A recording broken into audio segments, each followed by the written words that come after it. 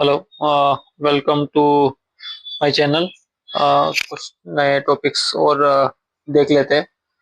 तो पिछले लेक्चर तक हमने कैपिटल एंड ड्राइंग खत्म किया था। अभी देखते हैं डेटर्स और क्रेडिटर्स क्या होते हैं।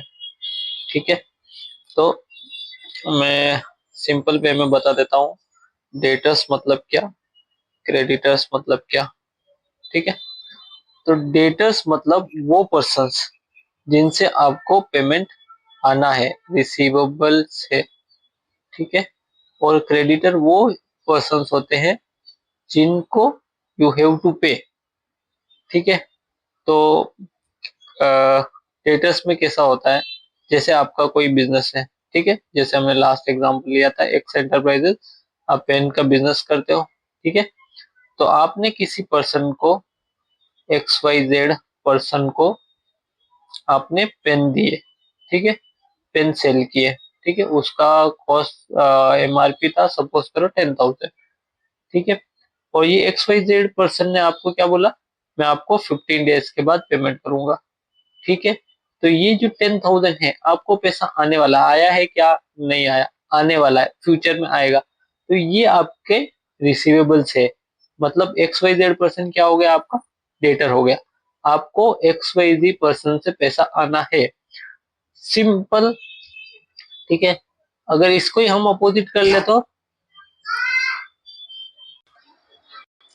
और क्रेडिटर्स क्या होगा फिर, आपने किसी पर्सन से, जैसे आपका बिजनेस है एक्स एंटरप्राइजेस, आपने किसी पर्सन से रॉ मटेरियल खरीदा है पेन बनाने के लिए। ठीक है, तो ये रॉ मटेरियल खरीदा है, सपोज करो 8,000 का। आपने उसको क्या बोला, मैं पेमेंट आपको 15 डेज के बाद दूंगा। तो ये जो है, जिससे भी आपने रॉ मटेरियल खरीदा है, सपोज करो एबीसी लिमिटेड। ठीक है, ये आपके लिए क्या हो गया, क्रेडिटर। आपको इसको पे करना है, कभी का पे करना है, आफ्टर 15 डेज। ठीक है, तो क्रेडिटर से आपको पैसा आने वाला होता है, क्रेडिटर को आपको पैसा देना है। ठीक है, समझा। नेक्स्ट कॉन्सेप्ट पे चलते हैं हम। ठीक है, डेटर्स हो गया, क्रेडिटर्स हो गया। हाँ, इनको डेटर्स को, जैसे ये रिसीवेबल्स है, इनको एक नाम और है, ट्रेड, TRADE, ट्रेड रिसीवेबल्स भी बोलते हैं। और क्रेडिटर्स को ट्रेड पेएबल्स भी बोलते हैं। ठीक है, तो कभी ये नाम आ जाए या ये नाम आ जाए, कंफ्यूज नहीं होना। रिसीवेबल्स डेटर से, पेएबल्स क्रेडिटर से। ठीक है, अभी इधर एक कॉन्सेप्ट और है, बेड डेट्स। बेड डेट्स क्या होता है, सपोज करो अपना ये एग्जांपल लेते हैं, आपको 10,000 आने वाला था, ऐसे मल्टीपल पर्सन को आपने ये अमाउंट दिया है। सपोज करो सिर्फ एक पर्सन नहीं है, मल्टीपल पर्सन है, A B C D। ठीक है, अभी ये एक पर्सन ये बैंकरप्ट हो गया। ठीक है, आपने सामान बेच दिया, उसने पैसा नहीं दिया, बैंकरप्ट हो गया। सपोज करो इसने 2,000 का माल खरीदा था, तो अभी ये 2,000 रुपये आपको नहीं आने वाला। तो ये जो पैसा आपका डूब गया है, जो नहीं आने वाला है, वो हो जाता है बेड डेट्स। ठीक है, उसको क्या बोलते हैं, बेड डेट्स। ठीक है, ये पैसा आपका लॉस हो गया। ठीक है, तो वही है bad debts. Bad debts is an irrecoverable amount from debtor, जो रिकवर नहीं हो सकता, तो उस लॉस को क्या बोलते हैं, बेड डेट्स। ठीक है, समझा।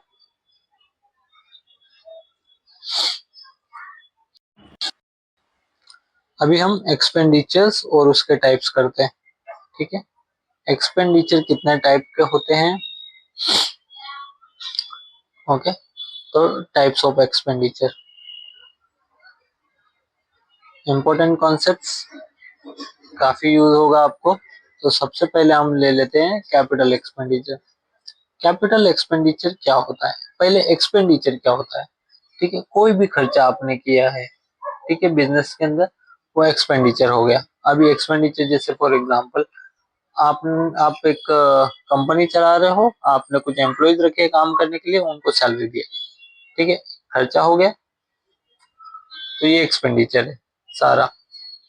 ठीक है, आपने रेंट पेमेंट किया, फैक्ट्री रेंट पे लेके रखा, रेंट पेमेंट किया, एक्सपेंडिचर हो गया। ठीक है, आपने मशीनरी खरीदा प्रोडक्ट बनाने के लिए। ठीक है, ये खर्चा हो गया। ठीक है, तो ये सारे एक्सपेंडिचर है।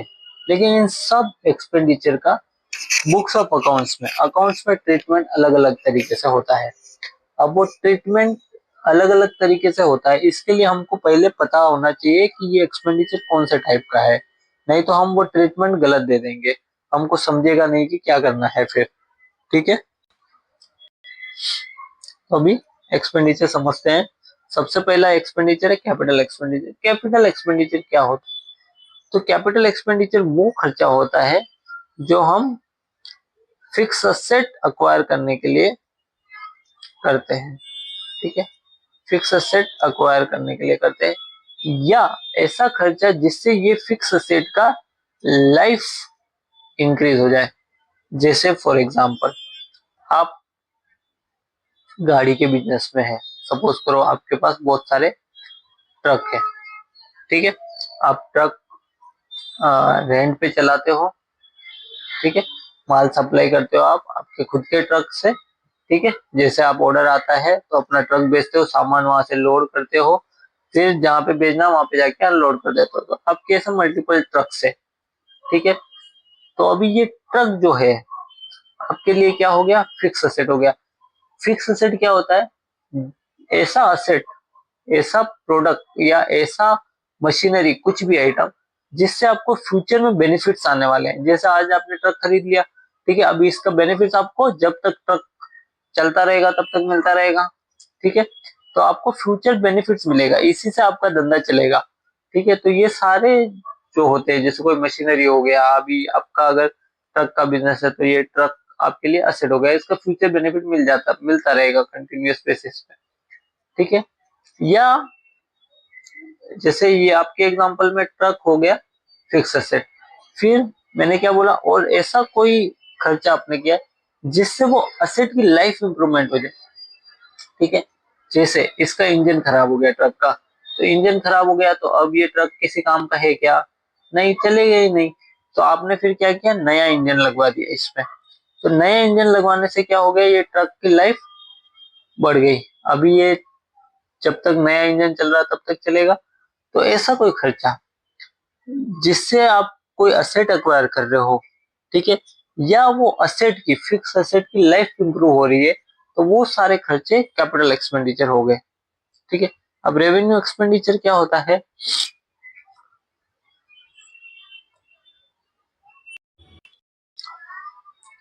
रेवेन्यू एक्सपेंडिचर आपके जो डे टू डे एक्सपेंसेस होते हैं, डे टू डे एक्सपेंसेस, उसका कोई फ्यूचर बेनिफिट नहीं होगा, बट जो भी बेनिफिट है ना, ड्यूरिंग द पीरियड ही खत्म हो जाएगा।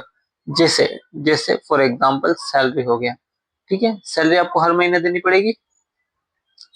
ठीक है, एवरी मंथ। तो उसका बेनिफिट कब खत्म हो जा रहा है, हर महीने खत्म हो जा रहा है। ठीक है, आज काम किया उसका बेनिफिट फ्यूचर के लिए मिलेगा नहीं। अभी आज मेरे को सैलरी दिया मैंने, तो वो जो भी एम्प्लॉय है वो 1 महीना काम करेगा, फिर नेक्स्ट महीने वापस सैलरी देनी पड़ेगी।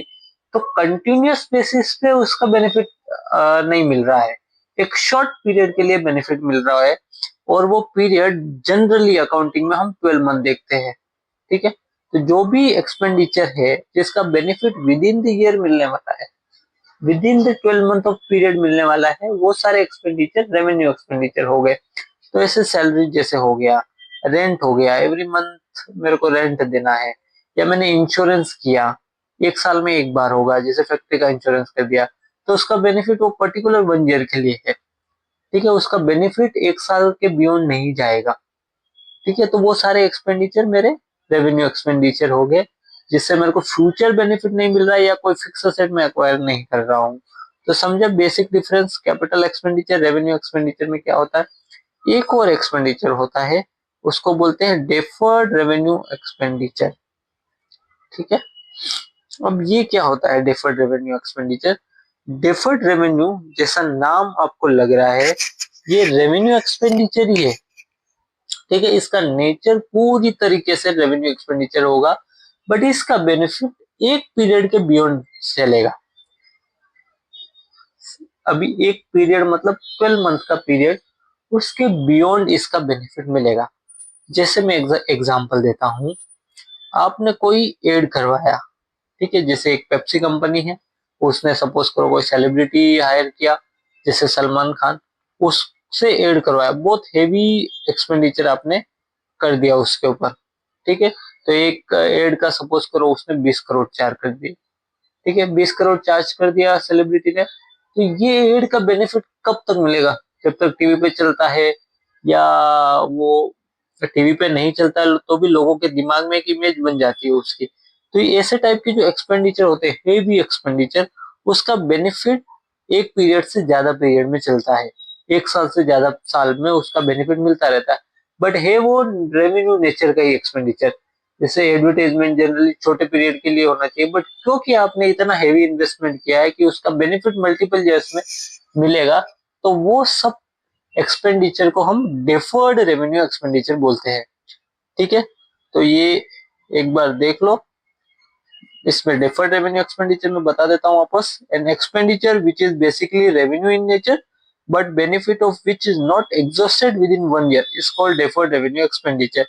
अभी इन्होंने भी एग्जांपल दिया, heavy expenditure on advertisement, heavy legal expenses, ऐसे कुछ बहुत हेवी एक्सपेंसेस कर दिए, बेनिफिट जिसका बियॉन्ड 1 ईयर चला जा रहा है, तो वो सारे एक्सपेंडिचर डेफर्ड रेवेन्यू एक्सपेंडिचर हो जाएंगे, ठीक है।